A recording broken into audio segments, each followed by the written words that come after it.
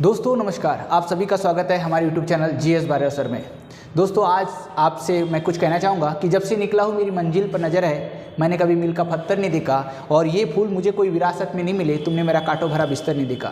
दोस्तों मध्य प्रदेश में आज का जो दौर है सबसे ज़्यादा सरकारी नौकरियों का दौर है और यहाँ पर चुनाव 2023 में जो चुनाव है नवंबर में होने वाले, उसी के परिप्रेक्ष्य में शायद ये वैकेंसी बहुत ज़्यादा वैकेंसी आ रही है। इसमें वर्ग 1, वर्ग 2 और इसके साथ साथ वन रक्षक की जो पोस्ट है दोस्तों वो भी आ गई है। इसमें क्षेत्र रक्षक की पोस्ट है, इसमें जो सहायक जेल अधीक्षक की पोस्ट है, साथ ही साथ जेल प्रहरी का भी पोस्ट है।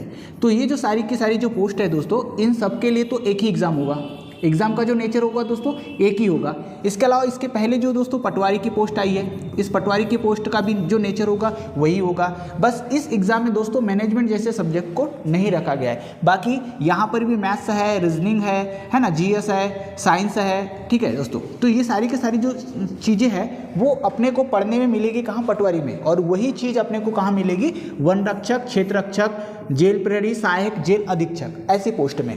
और आपके पास सबसे अच्छी अपॉर्चुनिटी ये होगी कि अगर सिलेक्शन यहाँ नहीं होता, बाय द वे, तो आपको सिलेक्शन यहाँ तो दोस्तों 101% हो ही जाएगा। लेकिन कब? जब आपकी प्रिपरेशन में सीरियसनेस होगी, आप बहुत ज़्यादा गंभीर होंगे। आपको अपने एग्ज़ाम में कैसे क्रैक करना है इस बारे में तो मैंने आपको एक वीडियो बनाया है, उस वीडियो को आप जाके देख सकते हो। और साथ ही साथ आपको मैंने किसी एग्ज़ाम को निकालने का तरीका ही बताया। किसी एग्ज़ाम को निकालने का तरीका यही है कि चाहे वन रक्षक हो, चित्र रक्षक हो, सहायक जेल अधीक्षक हो या जेल प्रहरी की पोस्ट हो, ये सारी की सारी जो पोस्ट दोस्तों अगर आपको चाहिए तो इसके लिए आपको सबसे पहले एग्ज़ाम के नेचर को समझना होगा। मतलब एग्ज़ाम का नेचर बोले तो आपके उसके पैटर्नों को समझना होगा, सिलेबस को समझना होगा। जिस दिन आपको सिलेबस समझ आ जाएगा, ये अगर सिलेबस समझ आ गया तो आप एग्ज़ाम को यूँ ही क्रैक कर लोगे।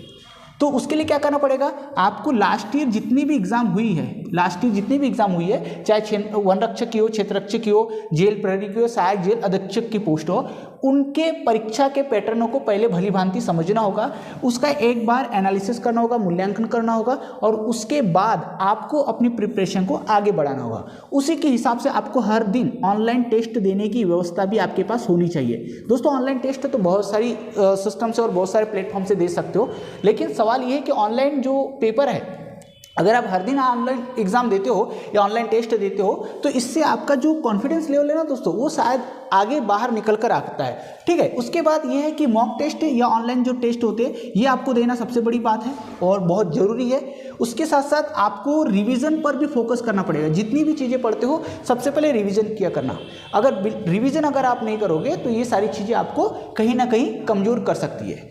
तो मेरे कहने का मतलब है कि वन रक्षक हो, क्षेत्र रक्षक हो, सहायक जेल अधीक्षक हो, जेल प्रहरी हो, ये सारी की सारी एग्ज़ाम को अगर क्रैक करना है तो एग्ज़ाम के पैटर्न को समझो, उसके सिलेबस को समझो। सिलेबस को समझने के बाद लास्ट ईयर के जो जितने भी क्वेश्चन पेपर हुए हैं उनका एक बार बहुत अच्छे से मूल्यांकन करो, एनालिसिस कर लो।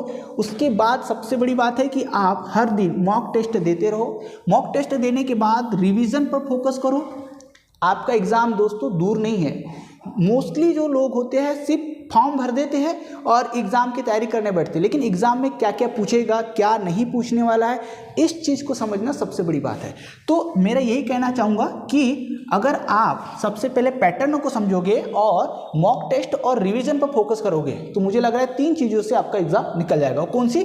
सिलेबस को समझना, मॉक टेस्ट देना और रिवीजन पर काम करना। ये तीनों चीज़ें अगर आप कर लो तो डेफिनेटली आपका कोई ना कोई एग्ज़ाम क्रैक हो जाएगा। तो दोस्तों ये जानकारी आपको कैसी लगी प्लीज़ मुझे आप कमेंट्स में बता सकते हो। जय